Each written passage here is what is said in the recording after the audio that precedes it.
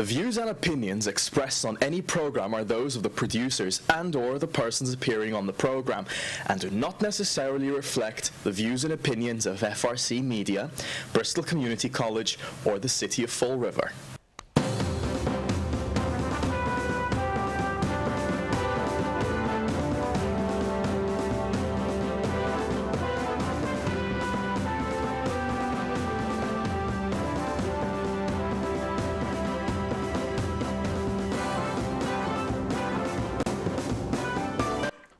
Welcome to Spindle City Straight Talk's first Monday show. Yay! Live. I'm Chip. And I'm CJ. And here we go. Here we go. Where do we begin? Before we begin, I got a little cleanup. Okay. It's nice to know our viewers pay attention. I went on a little rant about, you know, the state not going back on it. I said sales tax, but it's actually the income tax. But you know, that's one of the problems that we have, that, you know, they con people into worrying about specifics. But, you know, if it walks like a duck and it talks like a duck, you can call it a turkey all you want. It's still a duck. And taxes are taxes, whether you call them fees, whether you call them assessments, whether you call them anything. The end result is that you got a lot less money in your wallet. And if there's one thing that politicians know how to do, in Boston, in Fall River, and on the federal level, is take money from the working people. And that's the problem. That's the issue we have that faces us on every level of government, because they love to tax. They never saw a tax they didn't like, and regardless of what they call it, it's a tax. If you're paying for them to waste your money, it's a tax. A tax by any other name is still a tax. So with that said, let's get into it, CJ. Well, you know, it's just very interesting. While I was taping another show earlier for another neighborhood group, I received a phone call from the Attorney General's office. And, you know, this isn't my job, that's not my job, that's an ethical violation. It's not my job.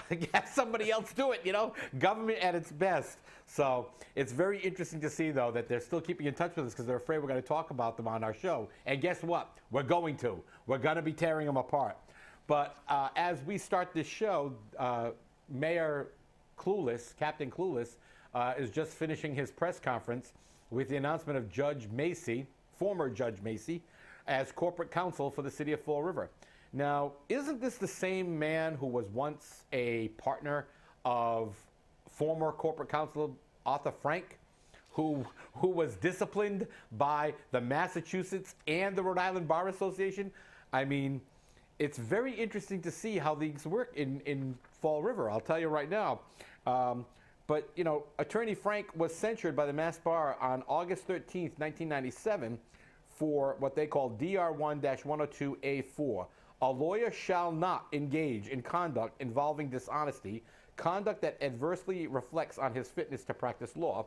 DR 6101A2, a lawyer shall not handle a legal matter without preparation adequate in the circumstances. And of course, DR 6101A3, a lawyer shall not neglect a legal matter entrusted to him. On February 5th, 1998, Attorney Frank was also censored by the Rhode Island Bar under reciprocal rule, under the disciplinary reciprocal rule. So here's an attorney that has acted as corporate counsel under Bob Correa that was censured for not doing his job and not doing it adequately. And then we have Judge Macy, who is now allegedly under investigation, okay, for his actions as a judge. And I have that here, that a Judge Robert Greco of Framingham overturned a conviction that happened under Judge Macy's, oversight, because he approached the jurors during their deliberation. The man was, his name was Breshnahan, John Breshnahan, and he was alleged to have committed his fourth drunk driving offense. During a 2006 drunk driving trial. Last week, the motion for the Attorney General's office was denied to reconsider the order to vacate the decision, the judgment, and to order a new trial. And I think it's very interesting that Judge Greco stated, and I want to quote him because I don't want to be, having any misquotes here. A decision is then made by a judge in a district court regarding a new trial. I don't see how we would know unless it was in the newspaper. That was from the Supreme Judicial Court. But Judge Greco said, in crediting the accounts of the jurors, in large part, I am rejecting evidence to the contrary presented at the November and December hearings.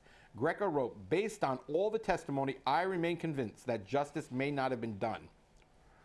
It's interesting to say that under this judge, Judge Macy, they're saying that, there was wrongdoing by the judge. So now he's under investigation by the Judicial Conduct Board. He's, and now he's corporate counsel because we know no shyster will ever get convicted in Fall River. Well, the judges and the Bar Association is circling the wagons. we have said numerous times that this country is not a republic or a democracy. It's a constitutional monarchy. We have people who live by a different set of rules. There is a double standard, and we all know that. If you or I lied in a courtroom, we'd be going to jail for perjury. When a lawyer lies or a judge lies, they say that they were less than truthful to the court, and nothing happens except a slap on the wrist. They take care of each other, exactly. And the fact is that, look, there's been a lot of judicial misconduct. But what bothers me is what's happening in the city of Fall River. It's like we're going back into the dinosaur age. There are people that contend that men walked with dinosaurs, but unfortunately, carbon dating refutes that. But the reality is that I guess our mayor has run out of people from the DA's office that he can give a job to.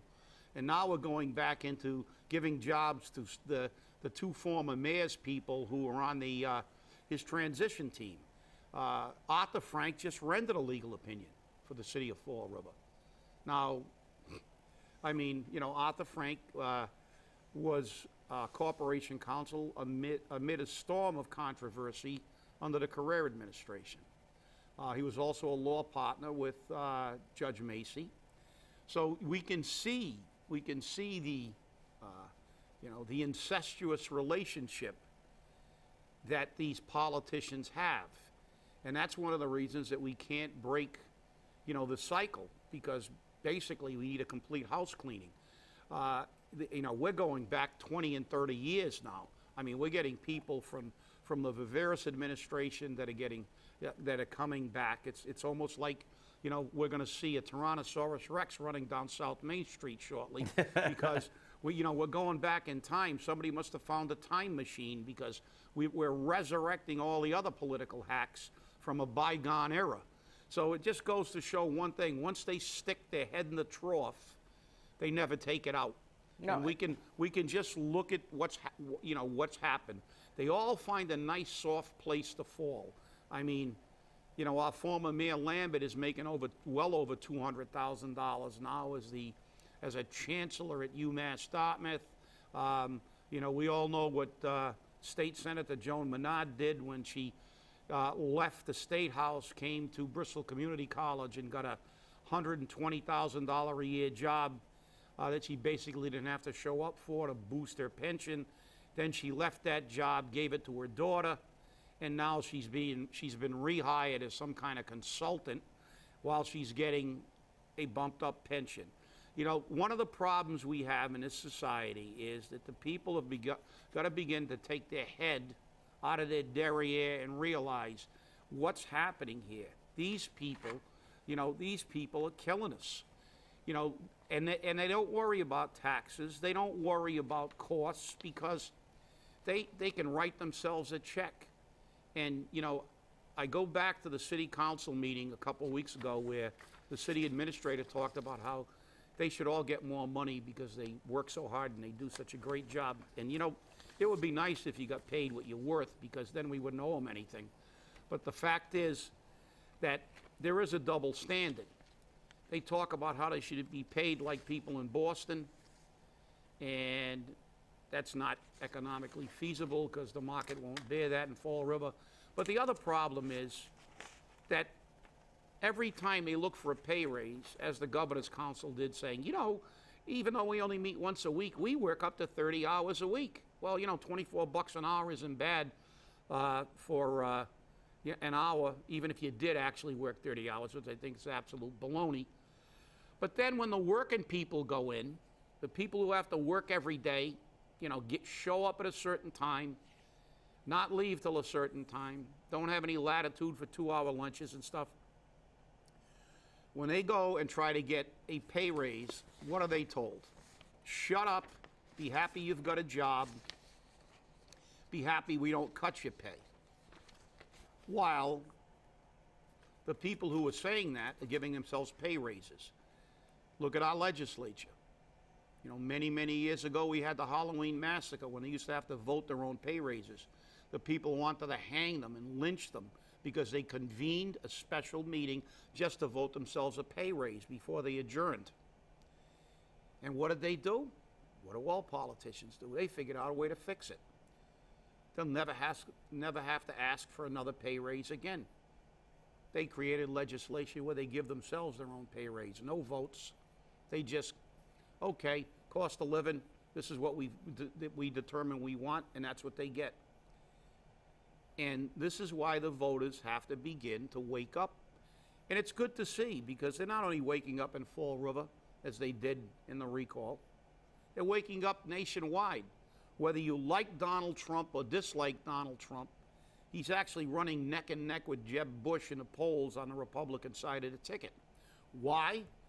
Because he's saying a lot of things that people are thinking. He's saying things that may not be popular about immigration and illegal immigrants. But you know something? A lot of people think he's right. And a lot of people are furious. You know, a lot of people are furious. And hopefully this is a nationwide movement and we can do something. Because the only way we're going to fix this city and fix this country is get most of these people and put them in the unemployment line.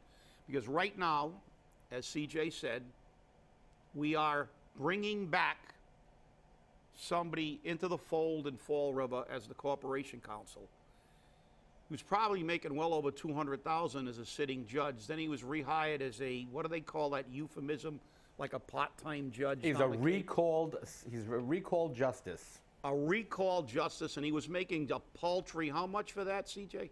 I believe he was making something like $10,000 or $20,000 a session, because in Nantucket, they meet like once a month in the off season, every 3 months in the winter, and then once a week during the tourist season. So, you know, when you're making that much money, you're looking at a good chunk of change. But, you know, the thing that scares me, though, is this. Historically, the Fall River Legal Department has done little to any work. And what little work they have done, they've botched. Okay? We can take this back as far as you want. We can pick as many corporate counsels as you want. And you and I both know it's all been botched. They farm it out. They farm the work out, and we get charged 10 times that amount. Even under Arthur Frank, when you look at what he did for, I believe it was Somerset or Swansea, to fight a $100 speeding ticket, it cost the city, the town in legal fees, $2,200. Now, when you do a cost-benefit analysis, do you say, oh yeah, we're going to spend $2,200 to collect $100, or are you going to say, you know what, just go away? You know, I mean, but again, it's not their money, so they don't care. There you go. You know, it's not their money. That's the key. The key is it's not their money. Right. It's the taxpayers' money. And that's what's wrong with government. The inefficiency, incompetency is rampant because they don't care. They just do it to, you know, but hey, instead of sitting here sharpening my pencils in the office, you know, maybe I'll go to court and waste some money because guess what? I'm going to get my paycheck, and if I keep myself busy, that's fine. But you see, the real people can't do that. That's right. When I ran the union, I had more than one occasion when I sat down with our attorney, who was one of the best attorneys in the country, actually at the time, Neil Rossman, a very well-known, one of the top labor attorneys, and in my opinion, a top labor attorney in his state for public sector unions. But there were many cases we had grievances, and we'd sit down and we'd look at the grievance, and he'd look at me and say, well, You know, the guy lost $400 in overtime pay because they screwed up. Why don't you just write him a check for $400 and we'll make sure the city doesn't make this mistake again, as long as they agree it's cheaper. Why should we spend $3,000 going to arbitration to win a case that's going to get the guy $400? You know, we can't afford that because we actually used to have to pay Neil Rossman. So Rossman was at least practical and pragmatic enough to say, look, guys, it's better off if you just pay it like that. $100 fine, you spend over $2,000 fighting a $100 fine. And ultimately, you probably lose anyway. So you still have to, you eat the fine and still, now you're $2,200 in the hole. This is one of the fundamental problems with government. That's why government is a necessary evil. It's not something that we should have, and it should be large. And I hate to quote Ronald Reagan because I didn't really care for Ronald Reagan, but he hit the nail on the head when he said, you know, government is not the solution. Government is the problem. Oh, well, we know this, especially in Fall River. That's kind of like the picture of the definition. But, you know, we look at these things and we say, why does the taxpayer, why do you and I as the citizen have to take money out of our pocket to fight the government for our rights? And then when we win because they are our rights, they don't pay us back. They don't give us the money we paid for the suit. They said, oh, well, you want them to take the suit out, so you pay it. You know, and you get very few judges who turn around and say, oh, no, we're going to award legal costs. So you're out your money. You got your rights, but you're out your money. And I think you've said it numerous times. If you could win the Powerball, that's all you do is sit around and file lawsuits just to make things happen because that's what it costs. It costs money. So in a city like Fall River, there aren't enough people who can come up with the money. And we know that no lawyer is going to come out and do it pro bono. I mean, so it's very difficult to fight for your rights in Fall River because there's no money. Now, if you were in Arlington, you know, or Andover or Cambridge, guess what? You can fight for it easy because everyone's got a buck out there because they have economic development. But instead, we have gentrification. Ladies and gentlemen, that is the word of the day that goes as high as President Obama, okay? Because he believes that you should not have the right to live in a wealthy neighborhood. You must put low-income housing in those wealthy neighborhoods. And he is requiring, through the Housing and Urban Development, that every city and town provide a report every 3 to 5 years to prove that they're gentrifying their community. So in the middle of your historic district, hey, Jim Sewell, listen to this, because you like this president. In the middle of your historic district, which has beautiful historic buildings that we need to preserve, the president says, no, we don't. We need to put a housing project right smack in the middle of that district because you're a wealthy district and you have to do that. I actually spoke with a property owner in that area, in the historic district, and he says, I choose who I want to sell my property to. The government can't tell me who I want to sell it to. If I don't want to sell it to somebody because they're barely making it by, why would I want to put them in more financial difficulty to try to afford the mortgage on an expensive home? Because the president says so. And to do that, the president's even willing to give those people who want to move into those neighborhoods money. Won't give me money for my house. Well, I wonder if he'll give you money for yours. But, you know, this is our government. It's Big Brother. Well, yeah. You know, George Orwell was right. He just had the year wrong. But the fact is that this is the problem with the country. We've got this you know, the polar opposites here, and you know, I mean, let's hope that Congress has enough sense to just disseminate this idea, because, you know, the problem is that, you know, there's an old law in physics. And it's been proven to be factual science. For every action is an equal and opposite reaction. There's no such thing as a cause with no effect. The fact is that you can't require people hiring quotas. All these things have been proven to create a reverse discrimination. The fact is that if you give somebody a playing field that's not level, the people on the other side of that unlevel playing field are being victimized. And I've heard all the arguments that we're redressing for past issues, and I vehemently disagree with that argument. It's my argument that we should require everybody and give everybody an opportunity to get a quality education. We should not discriminate on the ability to acquire an education, to get a good job, but we should not require. We should acquire, not require. And the fact is that as long as you allow them an equal opportunity,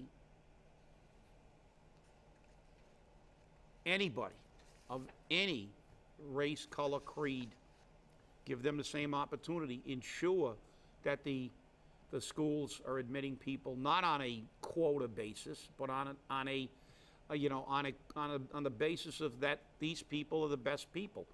Give people a good quality education, let them compete, and let the cream rise to the top. Let the best people get the jobs. I've seen the damage that these things have done. I know people in the Boston Fire Department who third, fourth, fifth generation firefighters whose family members never got on the job because of quota hiring.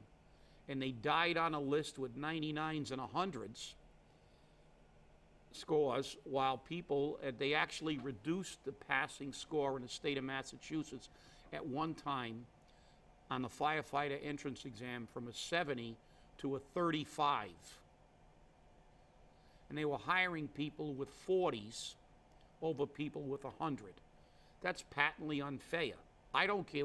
Nobody can justify that, because if you take that rationale and carry it to the absurd, do you want a brain surgeon that basically couldn't get through an 8th grade math class?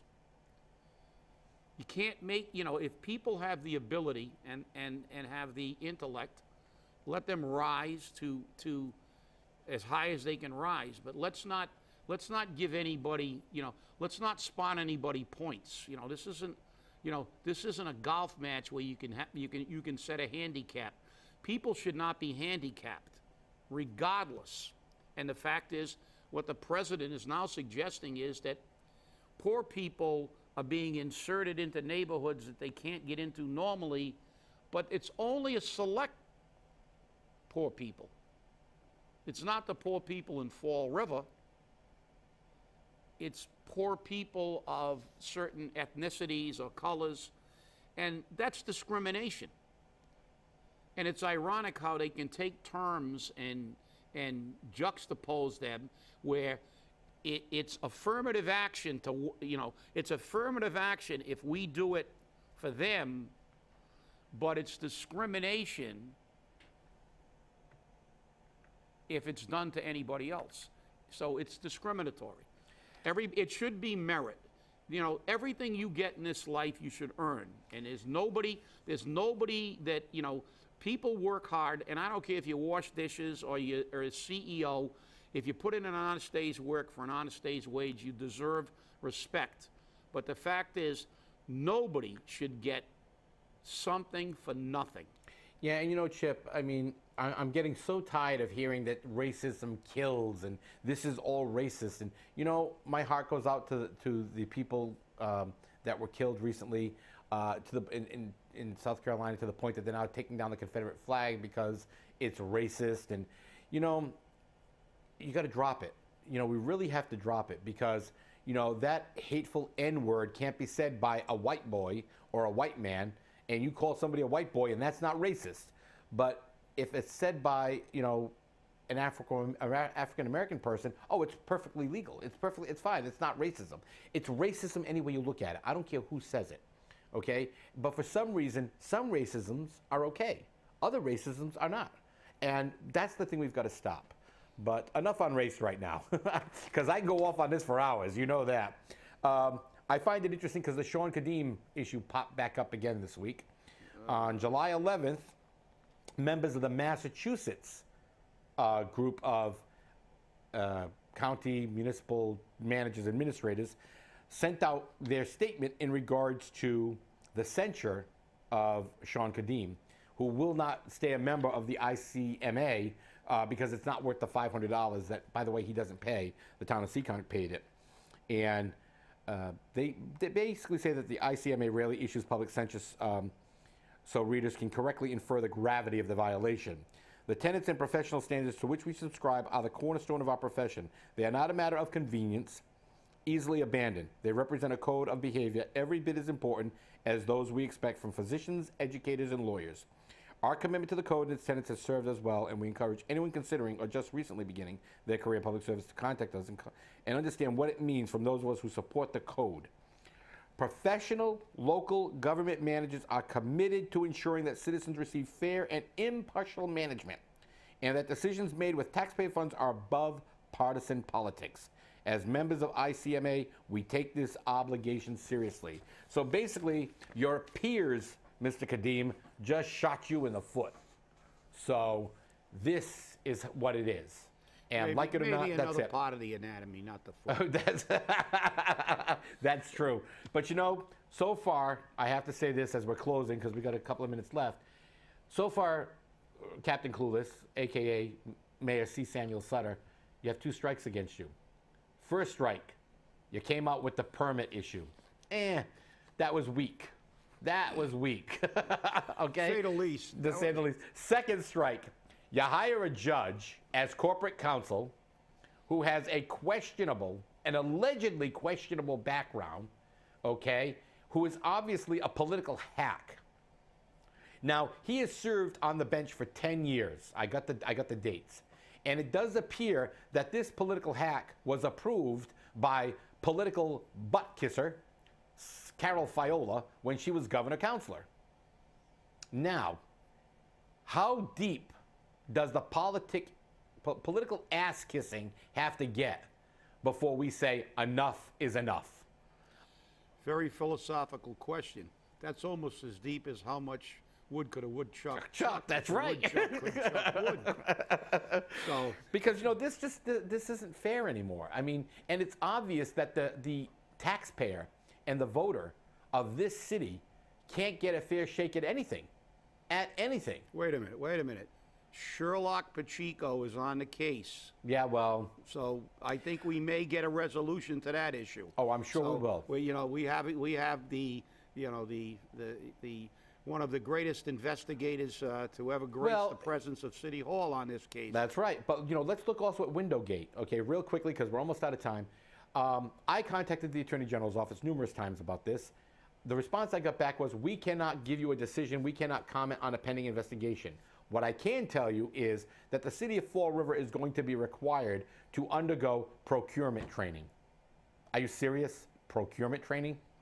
I mean, so again, people just walk free because in Fall River, once you're elected, you can break the law. It's the government, CJ. You know that when you're with the government, you know, if you lie, if you and I lie to a court, we go to jail. If they lie, they say you were less than truthful.